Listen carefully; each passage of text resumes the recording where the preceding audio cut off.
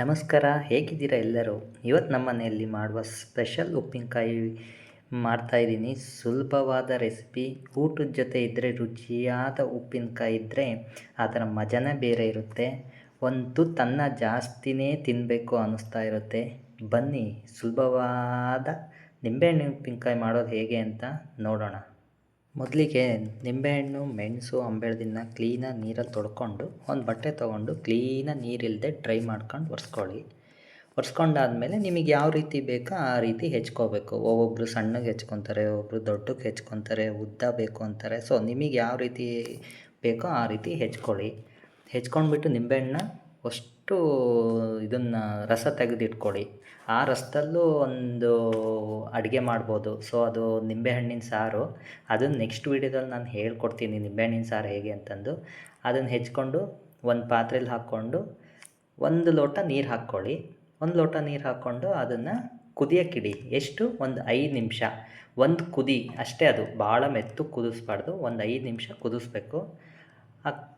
ಅದೆಷ್ಟು ಚೆನ್ನಾಗಿ ಆಗುತ್ತೆ ಅಂದರೆ, ರಾತ್ರಿ ಅದನ್ನು ಕುದಿಸಿ ಅದು ಮೆಣಸಿನ್ಕಾಯಿ ಹೆಚ್ಕೊಂಡು, ಆಮೇಲೆ ಅದ್ರ ಜೊತೆಗೆ ಅಂಬೆ ಹಳದಿ ಹೆಚ್ಕೊಳ್ಳಿ. ನೋಡಿ, ಮೆಣಸಿನ್ಕಾಯಿ ಈ ರೀತಿ ಹೆಚ್ಕೊಂಡಿದ್ದೀನಿ ನಾನು. ನಿಮಗೆ ಯಾವ ರೀತಿ ಬೇಕೋ ಆ ರೀತಿ ಹೆಚ್ಕೊಳ್ಳಿ. ನೋಡಿ, ಒಂದು ಕುದೀತಾ ಇದೆ. ಸೊ ಈ ರೀತಿ ಕುದಿಸ್ಕೋಬೇಕು. ಆಮೇಲೆ 3 ಅಂಬೆ ಹಳದಿ, ಮೆಣಸು, ನಿಂಬೆಹಣ್ಣು ಈ ಥರ ತೊಗೊಂಡಿದ್ದೀನಿ.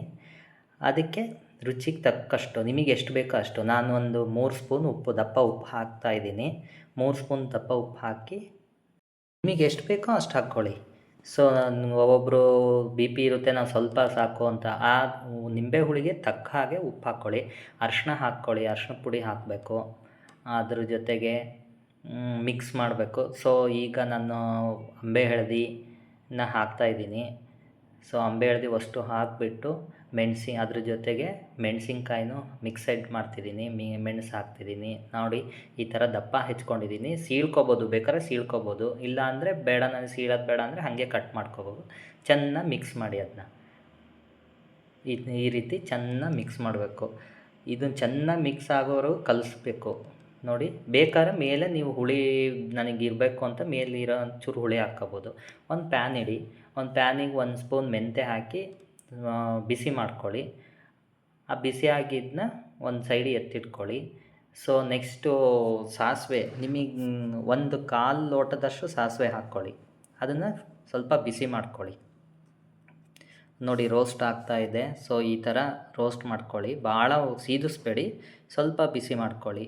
ಬಿಸಿ ಮಾಡಿಕೊಂಡು ಒಂದು ಸಣ್ಣ ಜಾರಲ್ಲಿ ಮೆಂತ್ಯ ಮತ್ತು ಸಾಸಿವೆನ ಎರಡನ್ನೂ ಮಿಕ್ಸರ್ ಮಾಡ್ಕೊಳ್ಳಿ. ಸಣ್ಣಗೆ ರುಬ್ಕೋಬೇಕು. ಮಿಕ್ಸರಲ್ಲಿ ಸಣ್ಣಕ್ಕಾಗಬೇಕು. ಈ ರೀತಿ. ಈಗ ನಾನು 1/4 ಟೀ ಲೋಟದಷ್ಟು ಅಚ್ಚ ಮೆಣಸಿನ ಪುಡಿ ತೊಗೊಂಡಿದ್ದೀನಿ. ಸೊ ಅದನ್ನು ಮಿಕ್ಸ್ ಮಾಡಿಕೊಂಡು ಈಗ ಒಂದು 8ರಿಂದ 10 ಕಾಳುಮೆಣಸು ತೊಗೊಂಡಿದ್ದೀನಿ. ಅದನ್ನು ಫುಲ್ ಪೌಡ್ರಲ್ಲ, ಹಾಗೆ ತರಿಯಾಗಿ ಕುಟ್ಕೋಬೇಕು. ನೋಡಿ, ಈ ಥರ ಕುಟ್ಕೊಂಡು ಈ ಥರ ಆಗಿದೆ. ಸೊ ಅದಕ್ಕೆ ಒಂದು 2 ಬೆಳ್ಳುಳ್ಳಿ ತೊಗೊಂಡ್ಬಿಟ್ಟು ಹೆಸರನ್ನು ಕುಟ್ಕೊತಾ ಇದ್ದೀನಿ ಒಗ್ಗರಣೆಗೆ.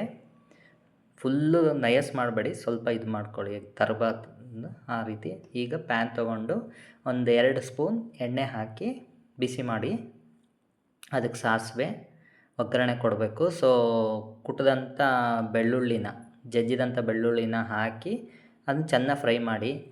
ಸ್ವಲ್ಪ ಹಿಂಗೆ ಹಾಕಿ, ಅದು ಹಿಂಗು ಫ್ಲೇವರ್ ಚೆನ್ನಾಗಿರುತ್ತೆ, ಆಮೇಲೆ ಆರೋಗ್ಯಕ್ಕೆ ಒಳ್ಳೆಯದು ಹಿಂಗು. ಸೊ ನೋಡಿ, ಈಗ ಬೆಳ್ಳುಳ್ಳಿ ಹಾಕಿ ಫ್ರೈ ಮಾಡ್ತಾಯಿದ್ದೀನಿ.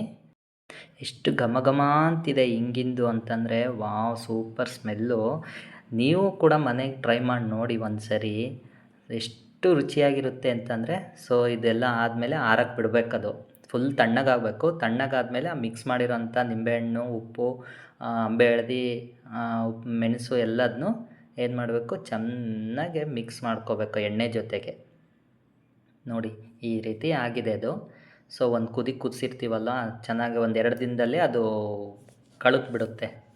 ಸೊ ಅದ್ರ ಮೇಲೆ ಮೆಣಸಿನ ಕಾಳು ಪುಡಿ ಹಾಕಿ, ನೆಕ್ಸ್ಟ್ ಖಾರದ ಪುಡಿ, ಅಚ್ಚ ಖಾರದ ಪುಡಿ, ಮಸಾಲೆ ಎಲ್ಲ ಮಿಕ್ಸ್ ಮಾಡಿಬಿಟ್ಟಿದ್ದೀನಿ. ಅದನ್ನು ಹಾಕಿಬಿಟ್ಟು ಕ್ಲೀನಾಗಿ ಮಿಕ್ಸ್ ಮಾಡಿ. ಅಂಬೆಹಳದಿ ಎಷ್ಟು ಚೆನ್ನಾಗಿರುತ್ತೆ ಅಂದರೆ ಮಾವಿನಕಾಯಿ ಸೇಮ್ ಮಾವಿನಕಾಯಿ ಹಾಗೆ ಇರುತ್ತೆ, ಸೇಮ್ ವಾಸನೆ ರುಚಿ ಸೇಮ್ ಭಾಳ ಚೆನ್ನಾಗಿರುತ್ತೆ. ನಿಂಬೆಹಣ್ಣಿನ ಜೊತೆ ಅಂಬೆಹಳದಿ ಹಾಕಿದರೆ ಸೂಪರಾಗಿರುತ್ತೆ. ನೋಡಿ ಈ ರೀತಿ ನಿಧಾನಕ್ಕೆ ಮಿಕ್ಸ್ ಮಾಡ್ತಾ ಇರಬೇಕು. ಆ ಬಣ್ಣ ನೋಡಿ ಚೇಂಜ್ ಆಗ್ತಾ ಇದೆ. ಸೊ ಸ್ಮೆಲ್ ಬರ್ತಾ ಇದೆ, ಬಾಯಲ್ಲಿ ನೀರು ಬರ್ತಾಯಿದೆ. ರುಚಿಗೆ ತಕ್ಕಷ್ಟು ಬೆಲ್ಲ, ನಿಮಗೆ ಎಷ್ಟು ಬೇಕೋ ಅಷ್ಟು ಬೆಲ್ಲ ಹಾಕ್ಕೊಳ್ಳಿ. ಬೆಲ್ಲ ಬೇಡ ಅಂದರೆ ಬೆಲ್ಲನ ಸ್ಕಿಪ್ ಮಾಡಿ. ಬೆಲ್ಲ ಬೇಕು ಅಂದರೆ ಬೆಲ್ಲ ಹಾಕ್ಕೊಳ್ಳಿ. ನೋಡಿ ಈ ಥರ ರೆಡಿಯಾಗಿದೆ ನಮ್ಮ ಮನೇಲಿ ಉಪ್ಪಿನಕಾಯಿ. ಬಾಯಲ್ಲಿ ಹೀಗೆ ನೀರು ಬರ್ತಾ ಇದೆ. ಹೀಗೆ ಅನ್ನದ ಜೊತೆ ಒಂದು ಉಪ್ಪಿನಕಾಯಿ ಹಾಕ್ಕೊಂಡು ತಿಂದ್ಬಿಡ್ಲಾ ಅನ್ನಿಸ್ತಾ ಇದೆ. ಈ ರೆಸಿಪಿ ನಿಮಗೆ ಇಷ್ಟ ಆದರೆ ಲೈಕ್ ಮಾಡಿ, ಶೇರ್ ಮಾಡಿ, ಕಾಮೆಂಟ್ ಮಾಡಿ. ಮತ್ತು ನನ್ನ ಚಾನಲ್ನ ಸಬ್ಸ್ಕ್ರೈಬ್ ಆಗೋದು ಮರಿಬೇಡಿ. ದಯವಿಟ್ಟು ಸಬ್ಸ್ಕ್ರೈಬ್ ಆಗಿ. ನೋಡಿ ಈ ರೀತಿ ಇಂತಹ ಸುಲಭವಾದ ರುಚಿಯಾದ ಅಡುಗೆ ಹೇಳ್ಕೊಡ್ತೀನಿ. ಮುಂದಿನ ರೆಸಿಪಿಯೊಂದಿಗೆ ಮತ್ತೆ ಬರ್ತೀನಿ. Thank you so much. Bye bye.